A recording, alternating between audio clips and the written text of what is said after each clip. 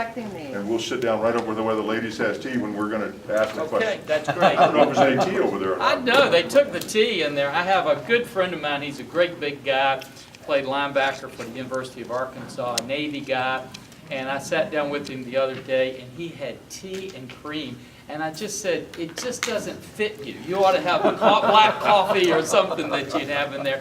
But thank you for letting me be here. I'm going to be brief because I want to get to your questions and try to answer those questions. But what I wanted to do is, first of all, I appreciate you letting me be here tonight so that we can have a discussion and a dialogue, and I appreciate your thoughts, your comments, and your questions, because believe it or not, in most situations today, you don't get to have a real dialogue. What we have is this: you have forums where you have 5 minutes that you can speak, but from there you really can't discuss the issues, and you can't talk about how you can get things done or not get things done. And one of the things that we always look at is this: when you elect somebody to Congress, oftentimes people then forget what they can do and what they can't do. And here's basically what happens. The moment you get elected, you get one of these voting cards, and you get to take this voting card, and let me just tell you what it entitles you to do. What it entitles you to do is vote yes, vote no, or abstain, and that's it. You have 435 people walk in a big room. If you've seen that, the floor of the House, you don't even have assigned seats. So it's not like you walk in there, it's not like the state legislature where everybody has a seat. You walk in there, sometimes they sit, sometimes they don't sit, but they have no real input on what's in the bill that comes to the floor. What they get to do is vote yes, no, or abstain on the bill once it comes to the floor. The people who decide what's in the bill is not even the leadership that everybody always talks about. The majority leader of the House gets to do one thing. The majority leader of the House gets to determine, he's like a traffic cop, and he can say this bill comes to the floor, that bill doesn't come to the floor. But even the majority leader doesn't get to write the bill. The persons or people that write the bill are the chairman and the subcommittee chairman of the committees. Now, one of the things that I've been fortunate enough to do is for my area of the world, which is the Navy and the Marine Corps and the Air Force. My subcommittee, which is the Sea Power and Projection Forces Subcommittee, we get to draft that part of the defense bill that pertains to those platforms. Now, what does that mean? Well, here's what it means. If you look at where they are, and if you don't mind, since I've only got a couple of minutes, I'm going to focus on kind of the military aspects, and then your questions, we can talk about anything that you want to. When the president came into office, the first thing he began to do is cut the United States military. Some of you remember because it started here in the Joint Forces Command. And Secretary Gates literally issued an order. They don't call it cuts. What he called it was efficiencies. And he said he was going to cut $100 billion out of the military. But he said we're going to reprogram it to other more important things. And what he said was shipbuilding, ship repair. That was in his press conference. Well, we watched that press conference, and then I had a press conference the next day. And I'll tell you, it wasn't just me. It was the Republican members and even Bobby Scott, who was a Democratic member, all stood on there, and we said this: that money is never going to be reprogrammed. That money is going to come out of the military, and it's going to go to be used for other programs. In 3 months, it came out of the military. And we realized this: there was no pre-decisional analysis made before they did it. What happened was the OMB, which is the President's Budget Office, sent a memo to the Department of Defense saying, get me $100 billion. They basically said, here's the best place we can get it, and pulled that money out. Now, if it had stopped there, it wouldn't have been as damaging. But here's what they then did. They took about $780 billion from that point on out of national defense. And if you want to kind of see where the overlay was, do you remember that economic stimulus bill that came out? That bill was $825 plus or minus billion, about $347 billion of interest. We said when they did it, they're going to take this out of national defense. If I had a chart back here, you can see it's almost a direct correlation between those dollars and what we ultimately seen that came out of national defense. If you've listened to the last presidential debate, there was a real... Time's up. Your time's up. Okay. I always listen to my instructor. Is that my time? You know. That was my phone. Oh, no, it's okay. I'm used to when my wife says stop, I stop. You know? Smart man. Yeah, Smart man. yeah. All right, but let me Is that tell call you. from President Obama? I actually had a call from the Ayatollah today. I'll tell you all that a little bit, but he does not like what I did a couple days ago. And but let me tell you, let me tell you this: the president in the last debate, there was a real interesting exchange between him and Mitt Romney when he said this: "You're asking for things in the military that the military is not asking for." And the reason the military wasn't asking for them is the president issued a gag order on people in the Pentagon, uniform and non-uniform, where they couldn't even talk to me as the chairman of one of the most powerful committees in the Armed Services Committee to tell us the ramification of these cuts. And then what they did was this: they drafted something called a strategic guidance. And I'm not trying to be nerdy on this, but I just need to give you some of these touchstones. This strategic guidance was 12 pages long, and that included the cover page. John knows it's about 11 pages. But basically what they said then was every single thing they cut out of the military, here was their testimony. It was always, this is acceptable risk, basically meaning this: we can afford to lose this many people and still get it. But the second thing they said was this: it's in keeping with this strategic guidance. The problem was, we kept trying to get from them the analysis. How did you do the analysis to do the strategic guidance? A few weeks ago, General Dumford, Robert, a very good Marine, you know, straightforward, honest, came before our committee with Secretary Carter. Now, Secretary Carter is a political appointee, so he likes to answer the questions. I always go to the Marine, you know, and so I went to Dumford, who's the chief, as you know, he's the head of the top military person in the country now, chairman of the Joint Chiefs of Staff. And I asked General Dumford this. I said, General, on this guidance that was used for all of your military procurement decisions since the president's been in office, from 2012 on, can I ask you if these 4 assumptions were in there? The first assumption was this: did you assume that all of our troops would be, now not him, but the Pentagon, did going into that strategic guidance, was their assumption that all of our troops would be out of Afghanistan and out of Iraq? He said, yes, sir. I said, are all of our troops out of Afghanistan and Iraq? He said, no, sir. I said, did you assume that Russia would be cooperative with us, or that they would do the buildup that they have done, which, by the way, is 80% of where they were in the Cold War, and their behavior is horrible. I said, which one did you assume? He said, we assumed they would be cooperative. I said, did you assume that China would be cooperative, or that they would do the kind of aggressive moves they've done in the South China Sea? He said, we assumed they would be cooperative. I said, did you assume that ISIS would be gone and Al-Qaeda would be gone, or that they would be the world threat we have today? He said they assumed they would be gone.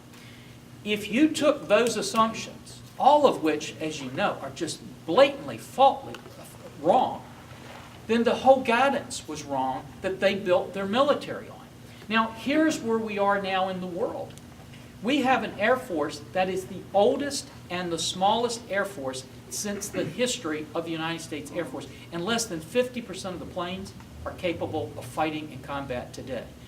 Your Marine Corps, Robert, the other day, they had a special on Fox, you might have seen it, and this is true, it wasn't propaganda stuff.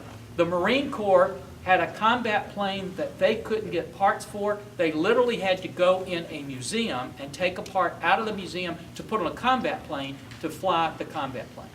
And our Navy has gone from 600 ships under President Reagan. It was actually 590, but rounded off to 600. That's what they called it, 600-ship Navy. To when Clinton left office, it was down to 310, half the size. Today it's at 272. But if we continue on the path we're on, it will be down to 237 ships. Now, why is that a problem? You just saw the other day the Truman having to be out longer, 30 days. If you don't have the ships, our guys and gals are having to spend more deployment time, but it's wearing our ships out. And then here's what's happening around the globe. You saw Russia the other day flying a plane 30 feet over one of our ships. What you didn't see, and I don't read these papers down here, so I can't tell you what was in them or not, but let me tell you what happened. The Russians were all over our planes the day before, flying about 100 feet above the water, and had helicopters taking pictures of our ship. And the flights they had were not just accidental. They were bombing runs, looking at how they would attack our ships. And you know what we did? Nothing. When China, just you probably saw it, they took, we'll make a port call in Hong Kong, all been planned. We go in there, and they tell the Navy they can't go.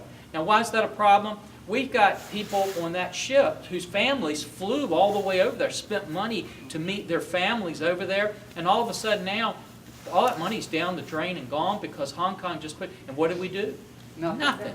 The North Koreans now shooting missiles off their submarines. We're doing nothing about it at all. But what's really incredibly frustrating is in Iran, we not only gave them $100 billion of money from this Iran deal, they captured 10 of our sailors. And I can't tell you all the details. You'll see it about a year from now when they unclassify this. It will make you absolutely sick. What I can tell you is what you saw on television. They captured against maritime law our sailors with rifles and guns. And they showed pictures of one of the sailors crying. They had a woman in there. But then what they have done is they're building a monument to the people that captured them. They gave them medals. And you know what we did? In this case, we did do something. We thanked them. Secretary Kerry thanked them for releasing the sailors that they had captured illegally. Wow. And in addition to that, they are now shooting missiles around our ships that sail the missiles, death to Israel, that they have on there, and we're doing nothing. Now, let me wrap up by telling you this, what we can do and what we can't always do. My bill, I finally put in this year, I said enough is enough. And so what we did in our bill is we said, we're tired of losing ships and going down. We're going to rebuild the United States Navy. And so we put in enough investment in shipbuilding. It is the greatest investment in shipbuilding since Ronald Reagan's era when he left office. And we're going to build back to 350 ships. John Lehman, who built the Navy under Ronald Reagan, came in and testified, Randy's right, we need a 350 ship Navy. Bob Natter, who used to be here, many of you guys know, came in and testified. CNO of the Navy, I think, is going to come out in a few months and say, nope, he's right, we need to go to 350 ship Navy. In addition to that, they took the F-22 out. We had studies, 32, that said we needed about 381 F-22s. Without a single study, Obama took it down to 181 and tore up the production line. We said it's time for us to look at bringing the F-22 back. But in addition to that, see how we can partner with some of our allies with the F-22 to get the cost down. Then we decided this, we're going to build another attack submarine each year beginning in 2021, right here. And here's the reason why. If we stay on course to where we are now, we'll be down to 41 submarines in just 15 years.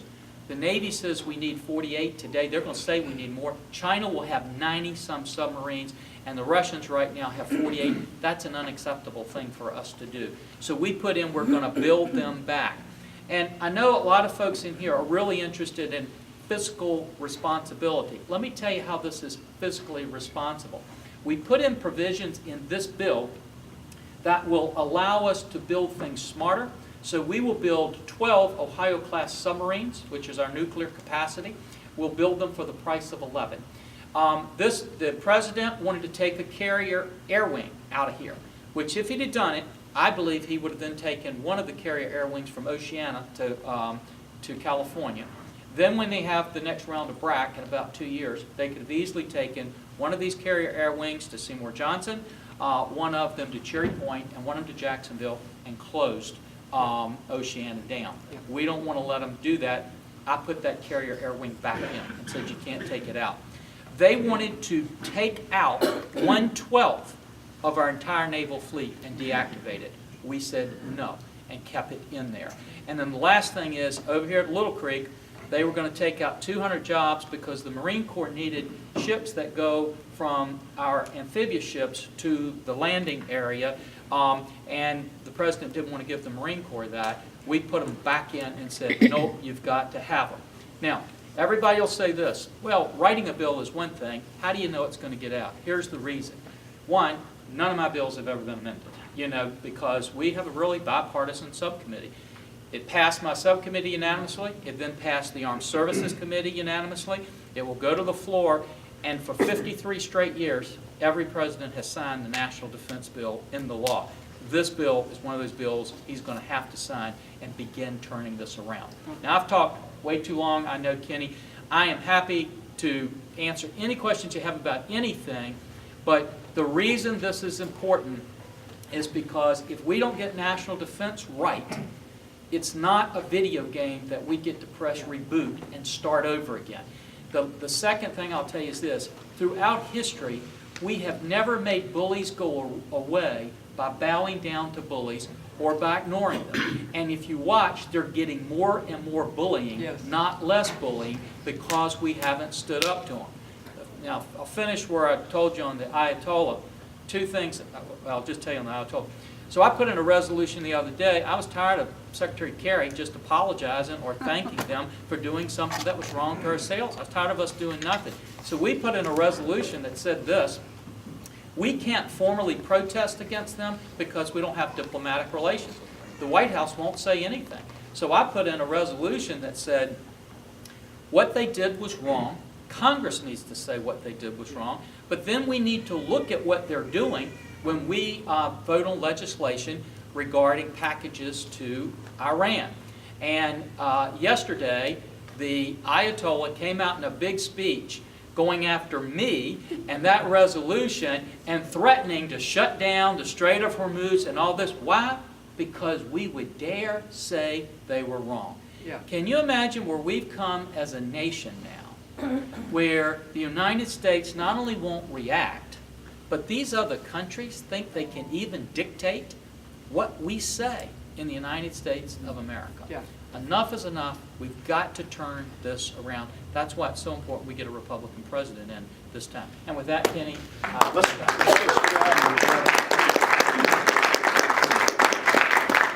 see if the microphone works. You guys are going to sit over there? Okay, let me move this this. is where Kenny told me to sit. Okay. So that- I'm just going to move this thing. Is it working? No. You hit the bottom button. How about now? Yeah, that works. There you go. Well, we got enough questions, and I thank you for the questions. We sure have, there is tea up here. There is tea. Glad to have. Yeah, that's Stage T. Stage What- two. What I'd like for you to talk first about is so many people, and it's the biggest argument I got into when we were doing the light rail thing, is why are you, the 4th District Congressman for 16 years, running now in the 2nd District? People don't understand that, and you have to explain it to Yeah, them. it's a great question, and let me tell you what happened. 39% of our economy in this whole region and about 36% of our jobs are directly supported by Department of Defense spending, not federal spending, just Department of Defense spending. In fact, the Hampton Roads Planning Commission has said that defense spending to our region is more important than the automobile industry was to Detroit. And we saw what happened to Detroit when the automobile industry went out. It wasn't just people who worked in the automobile industry, it was everything else, schools and everything else that was impacted. Because of that, we have always had 4 members of Congress who would touch Hampton Roads. We had the 4th District, the 2nd District, the 3rd District, and the 1st District. And that's been as long as anybody that I know of can remember. There is a group that's going around, and they are heavily funded to change districts, because if I could have a map that I could put up here, the whole central of America is electing Republican congressmen.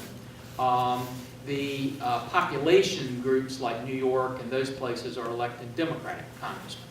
And they know they can't win at the ballot box on some of these issues. So what they've done, Soros and some of them, put these huge dollars in, and they shotgun these cases around the country. When they came to Virginia, the way they're decided is you get a 3-judge panel, and it's the luck of the draw. You can get some very liberal judges, or you can get a conservative judge. Many of you remember that the Fourth Circuit, which is the circuit we're under, used to be a very conservative circuit. If you talk to some of the judges on there now, they will tell you the Fourth Circuit now, Kenny, is almost as liberal as the Ninth Circuit. And you remember how liberal the Ninth Circuit was out in California in that area. So they get this suit. My district was not even a part, it was a part of the suit, but there was never one bit of testimony that anything was wrong with my suit, or my district at all. Not one bit of evidence, not one even allegation. They were questioning the 3rd district. So two of these judges decide they're going to throw out the district lines that had been drawn by the elected members of the General Assembly. By the way, a Republican House of Delegates, a Democratic Senate, signed by a Republican governor, and approved by the Democratic Obama Justice Department. And then they decided they would let one professor from California, Berkeley, come in and draw the lines.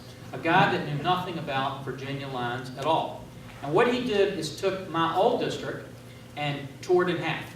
And he took about 55% of Chesapeake out, a big part of Suffolk out, but he put all of Richmond in and a big part of Henrico County. So now that's a Richmond district, and whoever gets elected from there is going to come from Richmond at this particular point in time. They then, and by the way, Scott Ridgell has said before, the only thing similar to the old 4th and the new 4th is the number 4, that's in there. Then they took Rob Whitman's district, and they took Williamsburg, Poquoson, James City out of there, and York out of there, and they put him in a Northern Virginia district now, so he's no longer in Hampton Roads. And so that leaves 2 seats here. It leaves the 2nd district and the 3rd district.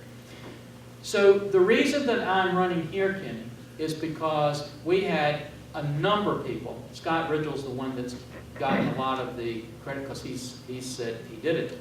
But we had businessmen, military people across the line, which I can give you all their names, who said, we cannot afford to lose that chairmanship because of the impact it's going to have on the national security of the country, and we can't afford to lose it because of the impact on this region. So they said, please come over and run in the 2nd district. If you look right now, of the elected officials around here, we now have, I believe, 40 of the elected officials in the 2nd district, all have said, we need you, please do this. We had 120 of the top businesses in here who said, I have one guy said, I have 200 employees. They depend on you being in that position. You can't walk away from it. I have people at the shipyard said, we have 1,000 people. We can't afford to lose that. And so the reason we're running here, Kenny, is because we think it's too important for this region. We think it's too important for the national security of this country to let a professor from Berkeley determine who in the world is going to make the decisions that drive the future of this region, but also the future of the national security of the country. That's why we're running in this seat. Okay, thank you. This is obviously from a veteran, Mr. Congressman Force. The 2nd District has one of the highest veteran populations in the country, and our local VA hospital is failing to provide us with the health care that was promised to us, but we earned by proudly serving in our military. If we re-elect you to Congress, what will you do that you have failed to do in the last 15 years in office to fix this problem? Well, first of all, I don't know that we have failed totally to fix the problem. I think the problem began to get fixed, and then when the president came in, it got worse. And let me tell you the things we can do. The first thing I want to make it, is that okay? Did I mess that up? Bottom, button on the bottom. Push it in. No.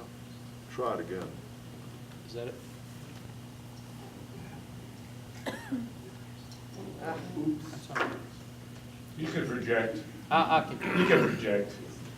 Is that Yeah. Here's what the situation is on the VA. As I mentioned to you, the VA is not under my subcommittee, so I don't get to write the laws on VA. I get to, when they come out, I can vote them up or I can vote them down. But the second thing I can do is try to influence people who can do that, or people who are in those positions. When I first got in office, we had wait times that were enormous for our veterans. That came pretty much after the Clinton administration, and some of you might have remembered, we had huge backlogs for the VA. I brought Secretary Princepi down here, if you remember, and we literally walked through some of the veterans hospitals and some of the veterans clinics, and he did a really good job at cutting those waiting times down enormously. They had gotten cut down pretty low until President Obama came back in, and the administration that they have done has been abysmal with that whole process. So what we have pushed, Kenny, is to do a couple of things. The first thing that we've pushed is to say, okay, if these hospitals cannot get the services our veterans need, the veterans ought to be able to go to a private facility and get compensated to do that so they can get taken care of. The second thing is they've actually done a really good job on trauma situations. So if we have somebody that loses an arm or is severely injured in a combat situation, we know how to deal with that, and the VA does a good job. The big gaps that they have is that they've covered up so much of people just waiting in line trying to get their services.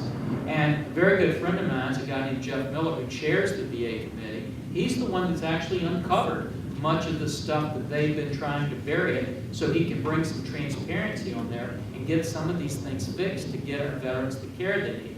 And the last thing we did just last week was this. There's a huge move right now on the Pentagon's, by the Pentagon, to increase the cost for TRICARE and other benefits that our veterans are going to pay. And I mean, it's some pretty strong leaps in those increases. The Senate, believe it or not, is supporting much of that.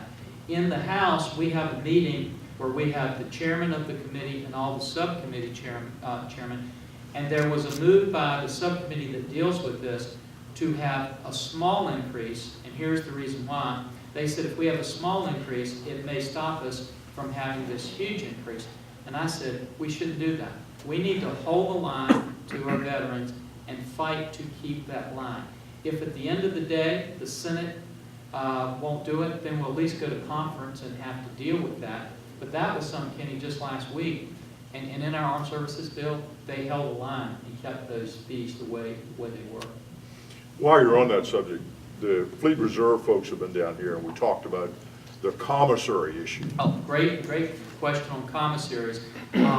If you ask the commissary people, they would tell you, if it hadn't been for me and my committee, they would have shut down the commissaries. The president wanted to shut down the commissaries. We said no. Don't take my word. Ask the commissary folks. We went to bat and stopped them from doing that. This year, they tried to do it again. We are pushing back on them to try to stop. But I will tell you, the president actually has a plan. He wants to do away with the commissaries. And that's a huge thing, because what he forgets is this. It's not just that we get reduced prices in the commissary. The commissaries, to a lot of our active duty people, are social places. I mean, when they go around the country, it's one place they go, and they have meetings with other people that share their concerns and, you know, that are military themselves. But the other thing they forget is 85% of the people who work in the commissaries are spouses of people who are serving in the military or who are veterans. And that's why it's such an important thing for us to keep those commissaries alive again. Now, I want to tell you one other thing. I did chair the committee that had jurisdiction of commissaries. I no longer do, but Rob Whitman does. And that's why he and I together have held the line on the commissaries. Good. This is a tough question. The House of Representatives is the average American's voice in government. Congressman Forbes, you are a career politician of over 25 years with a net worth, and I didn't know this, we'll see if this is true, of around $2.8 million. I bet you didn't know that either. My wife will be excited to know that. And you never served in the military. how are you to speak and serve when you do not feel the pain and have to struggle paycheck to paycheck like most of your constituents? Yeah. Well, first of all, I actually, yeah, I'll keep working it. I'll tell you, hand it to me and let me see if I can put it. Sweetie, come up here and put another battery in this while Randy Yeah. talks on his own. Can you guys hear me okay back there?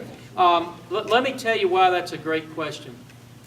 Because, you know, one of my opponents in here loves to say this. He loves to say that he had military training and therefore he's better able to do this than I did. Let me just tell you this. The 15 years that they talk about, it is 15 years, but it's 15 years of training in doing this. If you go to Newport News, I'm going to stand up so you can hear. If you go to Newport News right now, shipbuilding, you ask them what those 15 years have done in being able to make sure I can protect those submarines and those aircraft carriers that they're building in Newport News. That's why all those guys are supporting me. If you then ask the United States Marine Corps, Roberts Marine Corps, ask the Commandant of the Marine Corps who's got 15 years of training at getting him an amphibious ship last year that the President of the United States said they shouldn't have, and it was me that got him that ship, and he'd come in here today and tell you that. Ask that same Commandant who got his Marines the ship they need this year, which is another LPD 28, or actually a 29 this year, when the President wouldn't put it in the budget. Go, Kenny, to Little Creek and ask those guys who would have lost their 200 jobs who had the training and the ability to keep their jobs at this time. But then, don't stop there. Go to the Pacific Command and ask Admiral Harris, who's the admiral there. He's got guys that can run through walls and who can shoot things. You know what he needs? He needs submarines so he can fight the Chinese. And ask him which admiral he needs, or I mean which member of Congress he needs to fight. You know what they'll tell you? He needs me in there because last year he got 62% is all he got of the needs he had for submarines, and he knows that I need to be there to help do it. But then in addition to that, 7 former secretaries of the Navy, they don't have a dog in this fight here. They will tell you this is the most crucial election for national defense in the country because they know what you need is training on how to build a 350-ship Navy. And that's what we can do. But don't stop there. Ask Mark Welch, who's the chief of the Air Force, ask him who can get the F-22s he needs, because if we can't get those F-22s, we can't maintain air dominance. That's an important thing. And then let me come back to this. On that sacrifice and pain that you feel, I'm going to tell you something. There's a lot of pain that's not on the battlefield. I have a bracelet that a man gave me for his son, Jonathan Dozier, that I normally wear most of the time, because Jonathan Dozier lost his life defending this country, and his dad gave me his bracelet and said, you fought for him. You knew what he needed. You were in that fight just as much as he did. He wanted you to have this bracelet, and we hear it. So we wear it. And every single day, I'll tell y'all something that bothers me. I am sick and tired of us having pilots that are flying their grandfathers' planes. And you know I can help get them the planes they need. I'm tired of our Navy getting pushed around. When they were pushed around and they couldn't do anything in China, Admiral Harris told me, he said, the President won't let us go through and push back on them. I was able to go in because of the position we had and get a letter to the President of the United States with 26 members of Congress saying, you've got to let the United States Navy push back on China. The next week they let the Laysan go through there. You know, so those 15 years, Kenny, are 15 years of sitting with the best admirals, the best leaders in the world, so that we can do this, defend and protect the greatest nation we've ever known. I'm proud of that, but I'm also committed to that fight to make sure that we can continue to do that. Okay?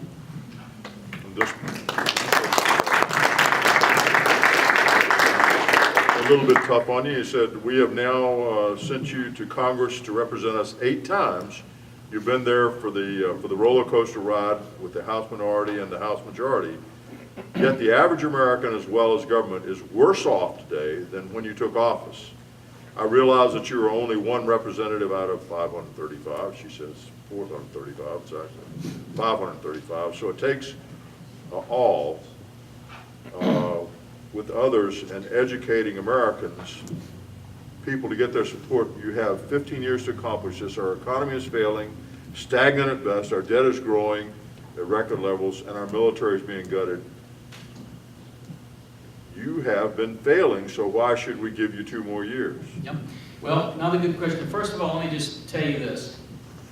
If you want to blame me for people starving in China, I might not be able to stop that. If you want to blame me because the president has made a lot of bad decisions, I can't stop that. But there's a guy named Edward Hale who was the chaplain of the United States Senate from 1903 to 1909. Edward Hale said this. He said, "I'm only one, but I am one. I can't do everything, but I can do something. And I'm not going to let the fact that I can't do everything stop me from doing something." So Kenny, I appreciate that question. Let me walk through what one person can do and has done. Do you remember before the president was elected, he said that we were going to bring the Guantanamo Bay terrorists to the United States. And he said that before he was ever sworn in. Had he done that and brought them to Virginia Beach, and I'm not saying they'd have come to Virginia Beach, let's say they went to Norfolk or Hampton or went to Kansas. If they had done that, he would have put a bullseye on every elementary school, every business in that area, from these terrorists all across the globe, because they were here, they'd want to make a statement and what they'd want to do. I came out and said, "You're not going to bring them to Virginia," and everybody laughed. The editorial board writers said, "You can't do that. You can't stop the President of the United States. You're only one person." So you know what we did? We didn't stop them from coming to Virginia. We stopped them from coming to the United States. And here's how we did it. When the National Defense Bill went on the floor May 28th of 2010, they have something called a motion to recommit. A motion to recommit is one single amendment you can add from the minority side, and we were in the minorities then. They had the majority, and it never passes. It is something you do because you think it's right to do. It never passes. On that particular occasion, because it was the National Defense Bill, the Republican conference looked at me and said, "Randy, you write the provision for the motion to recommit." And I put a provision in there that they could not use any of the funds from the National Defense Bill to bring terrorists from Guantanamo Bay to the United States of America. And I made that argument on the House floor. The chairman of the Armed Services Committee, Democrat, they had majorities, stood up on the floor, looked at me, looked at them, and then said, "I'm going to accept Randy's amendment." That was the amendment that started out in the National Defense Bill, and it's been repeated ever since then, that stopped Guantanamo Bay from being closed and bringing those terrorists to the United States. That's one thing. The second thing is this. When they wanted to reduce the number of carriers, we had the fleet from 11 to 10. It was my argument on the floor that turned that around. When the president said a couple years ago he wasn't going to refuel another carrier, my provision that said, "Nope, you're not going to do that."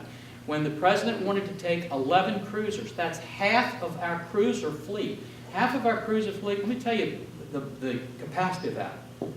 That's twice the firepower of the entire British Navy, and the President of the United States wanted to take those 11 cruisers and deactivate them and put them up, take off their radar, take off their guns, to take off their crews. It would have taken us 2 years to ever get them back out in the water. I said, "Nope, we're not going to do it." Those 11 cruisers are still there. They haven't been taken out yet. The other thing that we did, when you look at faith across this country and what they've done to attack faith all across America, I established the Congressional Prayer Caucus. That Congressional Prayer Caucus went from one person meeting in one room to pray for this country to now there are 8,000 of them across the country. We have now created 27 Congressional Prayer Caucuses to fight for religious freedom and religious liberty in states all across America. When they tried to take "In God We Trust" out of the United States Capitol, one person said, "Nope, you're not going to do that." We went and fought them.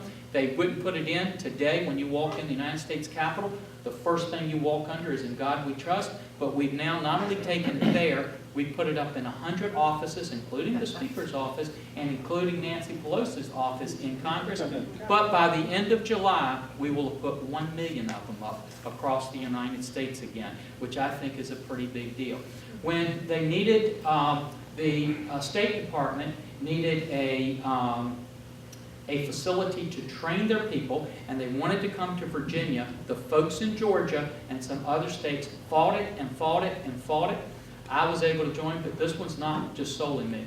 I joined with Senator King in that one, but the two of us were able to get that facility to come to Virginia instead of going. When they tried to take an aircraft carrier away from here, and Mayport tried to do that, you asked the CNO, former CNO, John Grenner, who it was, and we'd show you the tapes in the Armed Services Committee, that just destroyed their arguments for why they should be able to take an aircraft carrier down there. I told you what we're doing to turn around the Navy. So what I close with on this is, one person can't do everything, but one person can do something. And the something we've done, I think, has been some pretty significant things. Our healthcare system is broken and Obamacare is not working. We simply can't afford what the charge is. Centero is the largest healthcare provider in our district. They are a not-for-profit corporation.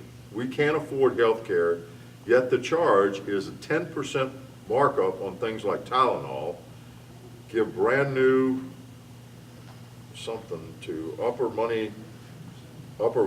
government and private dining rooms for executives, and so on.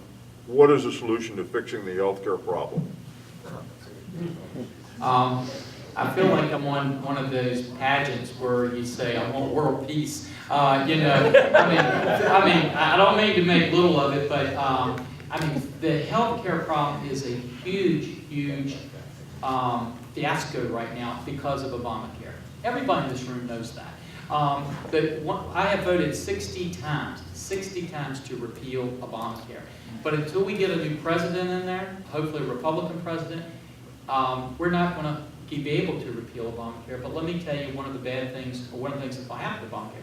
It's going to implode of its own self because the math just doesn't work. And if you look at what's happening right now, premiums are going up, insurers are walking away. It's a terrible, faulty system. But in addition to that, doctors are walking away and just not giving the health care. I think you're going to see the American people crying out, saying they need something to replace that. And then you're going to probably even find our Democratic friends who voted for that and supported it coming to us and saying, you've got to fix it. Now, what's the way that you fix it? Well, first of all, we should have never destroyed it the way Obamacare did, one. The second thing that we should do is this.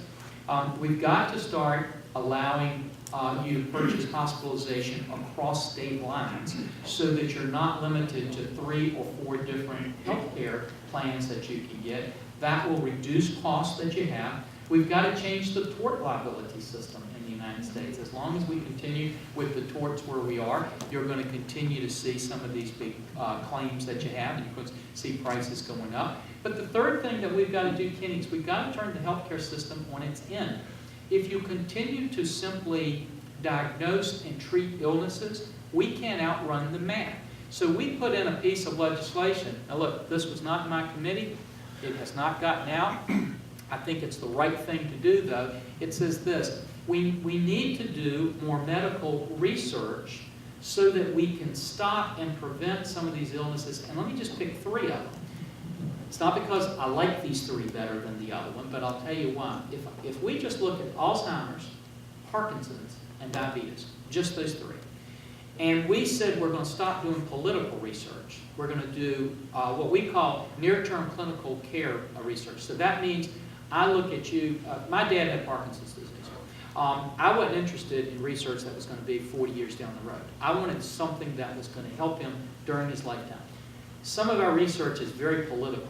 So they take the dollars they put and they put it to, all over the place on stuff that's not doing any good. We need to have them certified NIH that you are going to make sure you get near-term clinical value for that research. But here's why it's so important. You don't have to cure the illness. If you can delay the symptoms of one of those illnesses, Alzheimer's, Parkinson's, or diabetes, for 2 years, you changed the healthcare cost curve like nothing else we have ever done, because those 3 illnesses are predominantly impactful to an older population, and that's what we're seeing happening to the United States today. There's some of the things that we can do to change where we're going. Final thing I'll just tell you is this. We've got to stop focusing on so much worry about how much this person makes or that person makes, and we've got to say, what's the product that you deliver? So what we're happening with our doctors now, because of all the bureaucratic red tape they have to go through, you can't have a family practitioner anymore like they used to have when I was coming along. He can't afford to be in practice. His medical liability is too much, but the paperwork he has to do is too much. One group of doctors told me the other day, they calculated that they needed 29 doctors just to be able to afford the IT stuff, to be able to run the paperwork there. That's ridiculous for us to spend those kind of dollars for healthcare. I think we have some good solutions, but we've got to get out of this notion that we're going to try to save Obamacare, because Obamacare is going to die of its own. Last thing I'll tell you, I told our conference this from day one. Where we should have attacked Obamacare was not just trying to repeal it, was to cut the IRS out. If we could have cut the IRS out from Obamacare, they could not have funded Obamacare. And 85% of the American people would have been with us if we'd have just said we're going to cut back the funding for the Internal Revenue Service and get them out of the healthcare business. Why did you do it? Pardon me? Why don't we get rid of the IRS? Well, we actually have a bill that I signed on to, but I'm not sure if we'll get it out. But I'd love to see them throw the tax code out and start over again, you know. But I'll tell you this, one thing that I've always preached to our guys, and I believe this, and I'll share this with all of you because it's not rocket science. One of the worst things we can do, and Bush did this, and Obama did it big time, is to increase the funding for the Internal Revenue Service. Now, we rolled it back. We rolled it back to where it was under before Obama came in office. But I'll tell you, if those guys in the Internal Revenue Service have extra funds, they will not use them for good purposes. They will use them for things that none of us in here are going to want them to do. So you've got to continue reducing the funding you give to that agency. Like go after the Tea Party.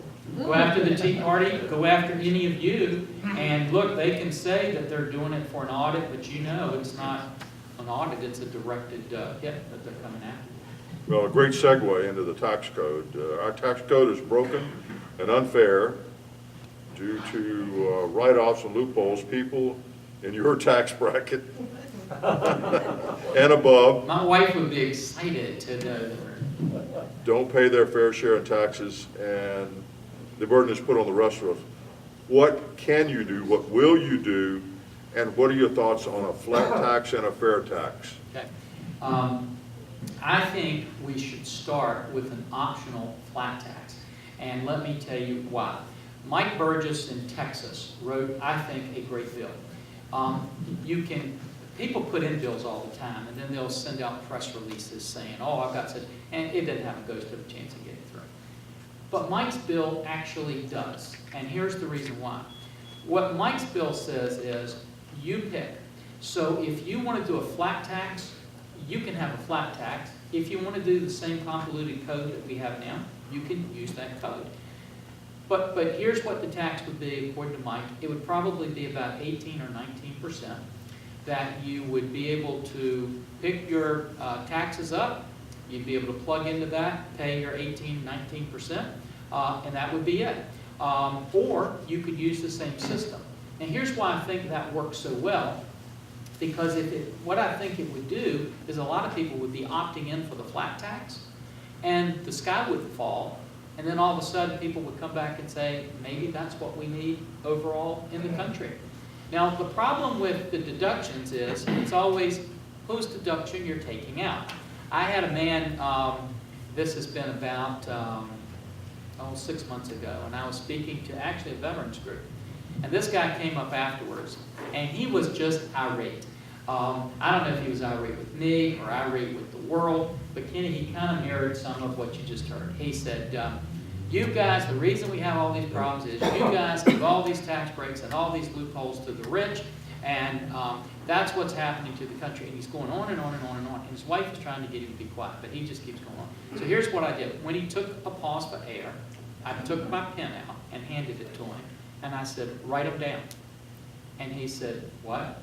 I said, write them down.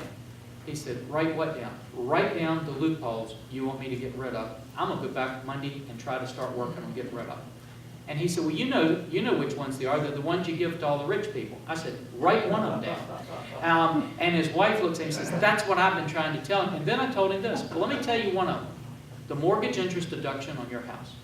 He said, well, you can't do that because I couldn't afford to make my house payment if I didn't get that deduction on there, and nobody would be buying houses. And I said, that's exactly the problem. I said, all right, so let's do this. Let's take the one away from when you give to your church, the charitable deduction. He said, you can't do that. I said, well, then write down the ones you want. So the problem is, once you start getting into that area, I would be all for it and have signed on a bill, do away with the entire tax code, start over rewriting it. I'm okay with that. I'd also be okay, though, with simply crawling before you walk and saying, let's do an optional flat tax for people who want it, and let's do the convoluted system for people who don't, and let's see how they fare between the two of them. You've heard people talk about value-added tax. Well, let me tell you, the key about the value-added tax, and this is part of some of the questions you have here. One of the big problems we have with our country today is this administration has done it, but some of us do it too. We're more concerned with what our neighbor is getting than we are concerned with what we are getting. When I was a boy and I would walk in, and I'm going to tell you something,